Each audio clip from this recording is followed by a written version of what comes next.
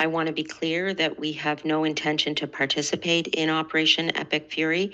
We were not consulted on this military operation. What even is Canada's official position on the U.S., Iran, Israel, whatever you want to call it, conflict that is happening right now? Because initially, Mark Carney released this statement, and a lot of people, even liberals, especially liberals, actually, did not like the part where he says, Canada supports the U.S. acting to prevent Iran from obtaining a nuclear weapon and to prevent its regime from further threatening international peace and security. But since this has happened, some of the messaging has been quite confusing because a few days later, Mark Carney said this. Canada was not... I believe it was a few days later. At least this clip is from a little later. Canada was not asked to participate. You know that. We were not informed in advance. We were not asked to participate. Prima facie, it appears that these actions are inconsistent with international law. So we would not have been in a position earlier this week, or the weekend, I guess, to take a judgment that met our standards if we had been asked to participate. We weren't. We haven't made that formal judgment. But you'll see, this is only the beginning of the confusion because I'll play a few more clips, at least two more after this. It's for others to make those judgments. As I said, Alex, we were dealing with the world as it is. So in the context of what's happened, what's been begun, we support the efforts to end the Iranian nuclear program and its decades-long process, regime's decade-long process of state-sponsored terrorism. But we remind that international law binds. It binds particularly with respect to civilian infrastructure, and it binds all parties, should bind all parties. We call for a de-escalation. We're prepared to assist in that. Okay, so there's that. Here's this clip posted March 4th, so at least it was posted 2 days ago, of Carney not ruling out. Well, we'll see. I don't want to speak for him. Let's see what he says here, word for word. Question for Prime Minister Carney. You've said that Canada will not participate in U.S. military action in Iran. So can you definitively say that's going to remain the case, even if hostilities broaden, escalate, or are prolonged?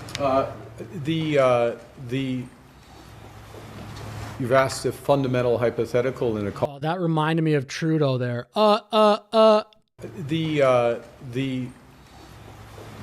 You've asked a fundamental hypothetical in a conflict that can spread very broadly. Today's events, recent events, point to that. So one can never categorically rule out participation. We will stand by our allies when it makes sense. There's a distinction between the offensive actions that were taken and are being taken by the United States and Israel.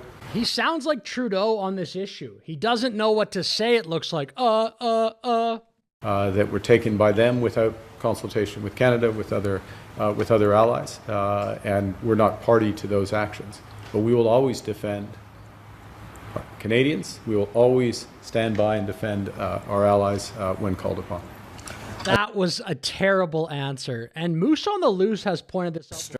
Mark Carney always wears this Order of Canada pin. Why does he never, I've never seen him wear a pin with the Canadian flag on it. Okay, to add to the confusion, the complete cluster of information that we're getting as Canadians, here's the Minister of Foreign Affairs, Anita Anand. I'm going to play this clip posted March 2nd, and then one more, which is more recent. I mean, this is all incredible stuff.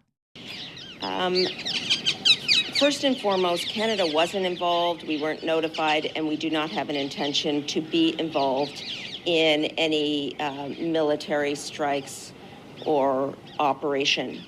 Okay, well, that's not really what Carney just said in the clip we showed before this. You've asked a fundamental hypothetical in a conflict that can spread very broadly. Today's events, recent events, point to that. So one can never categorically rule out participation. We will stand by our allies. We share the concern of the United States and many other countries relating to Iranian nuclear proliferation. And in fact, we've called on Iran for a number of years to cease proliferating. in terms of its nuclear capacity. That's why we Oh, we've called on them. Wow, how brave. have not had diplomatic relations with Iran for 15 years. At the same time, we prefer a diplomatic solution. This is why I have spent the last 2 days speaking with my counterparts across the Middle East and in the Gulf states. Look, I get it's a confusing issue, but they both sound like Trudeau. They both sound like they have no idea what's going to come in the next word. From Jordan to Qatar to the Kingdom of Saudi Arabia to UAE and all of my G7 counterparts stressing that Canada believes in a diplomatic and peaceful solution, and as soon as possible, we would like parties to get to the table. Jeez, man, this is a little unnerving as a Canadian that Anand and Carney, they're talking about this issue like Justin Trudeau talked about anything. And what do you and your family do to cut back on plastics? We have recently switched to drinking water bottles out of water out of when we have water bottles out of a plastic.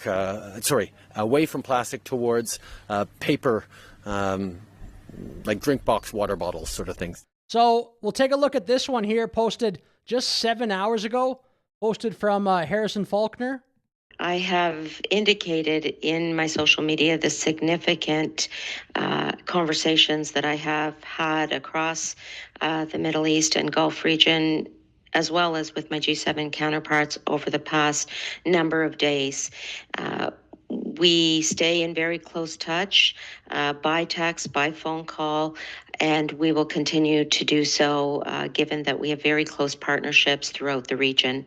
I want to be clear that we have no intention to participate in Operation Epic Fury. We were not consulted on this military operation and have not participated. I believe they weren't consulted. I have said this before. I think that Carney Davos speech was by far the biggest mistake of Carney's prime ministership.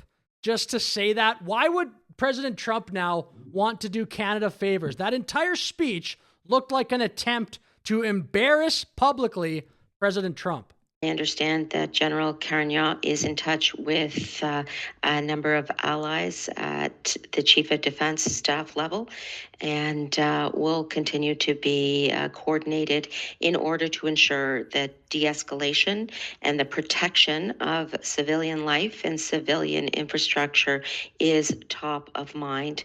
Okay, so honest question, what do you think Canada's official position on this conflict is?